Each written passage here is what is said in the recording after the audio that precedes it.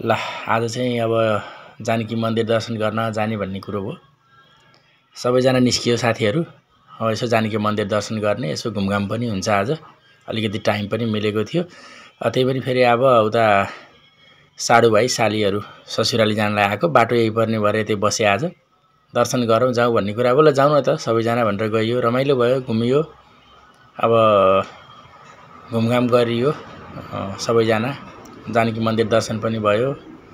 भित्रका सबै रमाइला कुराहरू, प्राचीन कुराहरू सबै हेरियो, अवलोकन गरियो।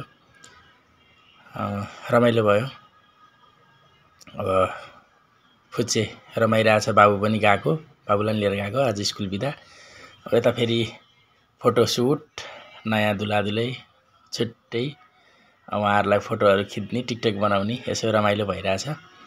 सबै सकियो। अब यसो टिकाहरू, चुराहरू, अबिर किन्दैछन्। खाजा पनि खाइयो। त्यसपछि हामी चाहिँ लास्टमा टिकटक